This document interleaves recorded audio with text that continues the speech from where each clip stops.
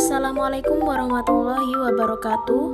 Di sini saya Lina Fitria akan memaparkan materi tentang memenuhi janji, mensyukuri nikmat, memelihara lisan, dan menutup aib orang lain. Langsung saja kita ke bab pertama, yakni memenuhi janji. Pengertian memenuhi janji itu sendiri merupakan kewajiban dan menjadi tanda bahwa orang itu beriman atau tidak. Kita diingatkan bahwa setiap janji akan dipertanggungjawabkan. Yang B, yakni pembagian janji.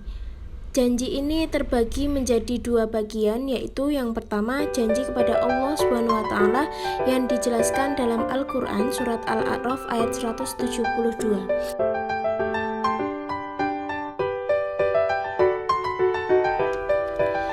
Yang kedua yakni janji sesama manusia. Janji kepada manusia ini adalah janji yang dibuat dan disepakati baik sebagai pribadi maupun dengan lembaga ataupun pihak lain. Islam menggariskan bahwa tidak semua janji itu ditunaikan. Janji yang dibuat di antara sesama manusia seperti perdagangan, pernikahan, perniagaan, dan lain sebagainya silakan ditunaikan, asalkan tidak ada perjanjian yang bertentangan dengan syariat Islam.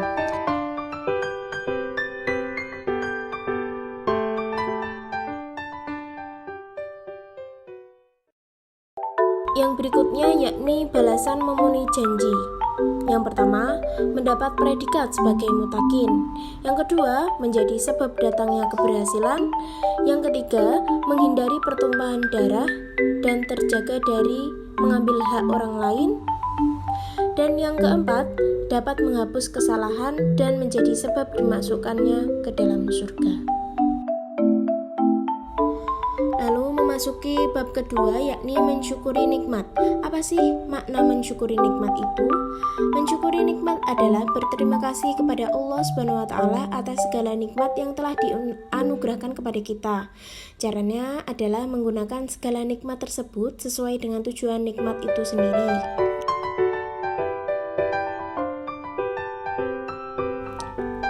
Poin selanjutnya yakni poin B, perwujudan syukur. Wujud syukur harus menyatu antara hati, lisan, dan perbuatan.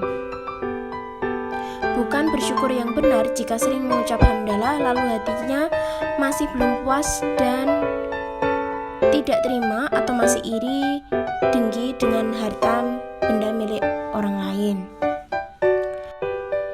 Selanjutnya poin C yakni keuntungan menjadi orang bersyukur.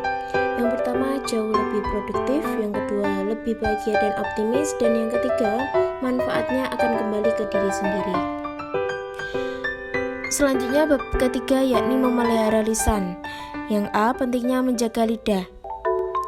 Tipis sekali perbedaan antara bahagia dan celaka serta senang susah hanya dari penggunaan lidah, apalagi jika dikaitkan dengan ajaran Islam yang sudah memberi rambu-rambu dalam penggunaan lidah yang terdapat dalam surat An-Nur ayat 24.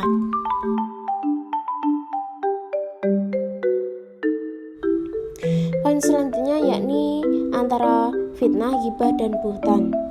Fitnah adalah fakta palsu yang dapat mempengaruhi penghormatan seseorang, sedangkan ghibah membicarakan orang lain yang tidak hadir. Jika keburukan yang dibicarakan dan tidak disandang oleh orang yang bersangkutan, itulah dinamakan buhtan atau bohong besar. Poin C yakni petunjuk menjaga lisan. Yang pertama, menjauhi kebiasaan berkata bohong, jauhi pembicaraan yang kotor, jangan berbicara dusta, jangan menggunjing, jangan berkata kasar, jangan mengadu domba, dan jawablah panggilan orang tua dengan sopan. Memasuki bab terakhir yakni menutup aib orang lain. Pengertian aib sendiri adalah keburukan yang bersifat rahasia.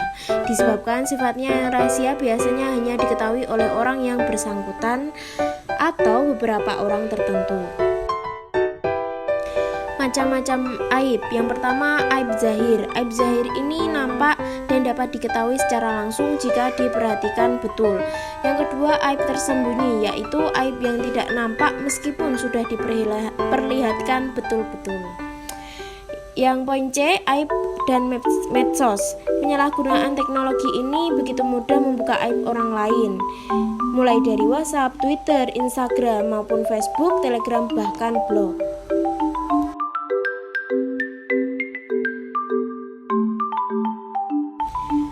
Poin D yakni akibat aib. Akibat aib ini membawa mudarat ya teman-teman untuk semua masyarakat, pihak lain, juga yang bersangkutan.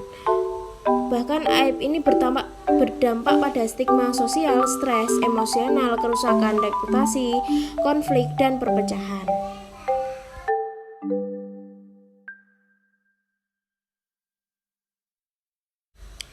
Alhamdulillah, pemaparan tentang memenuhi janji, mensyukuri nikmat, memelihara lisan, dan menutup aib orang lain sudah selesai.